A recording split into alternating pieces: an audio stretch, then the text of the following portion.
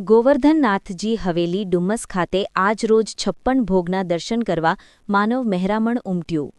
Shri ગોવર્ધનનાથજીની Haveli Dumas road ખાતે આજે 56 ભોગનું આયોજન કરવામાં આવ્યું હતું। આ 56 ભોગના દર્શનનો વિશાળ સંખ્યામાં સુરત અને બહાર ગામથી આવેલા ભક્તો ઉપસ્થિતિ રહીને દર્શનનો લાભ લીધો હતો। આ આયોજનને સફળ બનાવવામાં ગોવર્ધનનાથજી હવેલીના ટ્રસ્ટના તમામ સભ્યોએ હેમંતભાઈની સાથે ખંભે ખભા મિલાવીને સુંદર આયોજનને સફળ બનાવ્યું હતું। ભક્તોએ પણ શિસ્તબદ્ધ રીતે 56 ભોગના દર્શન કરી સંતોષ મેળવ્યો હતો। આ પુષ્ટિમાર્ગીય હવેલીની પ્રાણ પ્રતિષ્ઠા ફાગણ વદ 10 સંવત 2051 તારીખ 26 માર્ચ 1995ના દિને નિત્ય લીલાસ્થ પરમ પૂજ્ય 108 શ્રી વ્રજરત્નલાલજી મહારાજ શ્રીના વરદ હસ્તે થઈ હતી। આવતા મહિને આ પ્રાણ પ્રતિષ્ઠાને 31 વર્ષ પૂરા થશે। તાજેતરમાં આ હવેલીમાં બિરાજમાન લાલન સ્વરૂપ એ સ્વ શ્રીમતી શશિકલાબેન શાહની ઘર સેવાના ઠાકુરજી છે। તેમની પ્રેરણાથી આ હવેલીનું નિર્માણ કરવામાં આવેલ હતું। આ હવેલીનો વહીવટ શ્રી ગોવર્ધન ટ્રસ્ટ કરે છે, જે એક રજિસ્ટર્ડ ચેરિટેબલ ટ્રસ્ટ છે। પુષ્ટિમાર્ગની સ્થાપના શ્રી વલ્લભાચાર્યજીએ કરી હતી। તેમની સેવા પ્રણાલી શ્રી ગુંસાઈજીએ નિર્ધારિત કરી હતી। આ પુષ્ટિમાર્ગમાં શ્રી કૃષ્ણના બાળ સ્વરૂપની સેવા થાય છે। આ હવેલીમાં 56 ભોગ એટલે ઠાકોરજીને અર્પણ થતો 56 પ્રકારના વ્યંજનોનો ભોજન પ્રસાદ।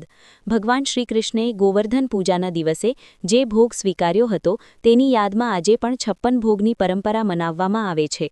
વૈષ્ણવ સંપ્રદાયમાં 56 ભોગનું અનેરું મહત્વ છે।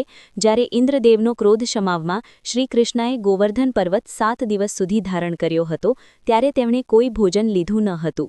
ત્યારબાદ ગોપીઓએ 7 દિવસના 8 પ્રહરના કુલ 56 ભોગ અર્પણ કર્યા।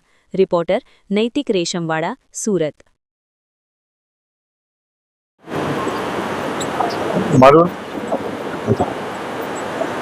મારું નામ હેમંત દેસાઈ છે। હું શ્રી ગોવર્ધન ટ્રસ્ટનો ટ્રસ્ટી છું।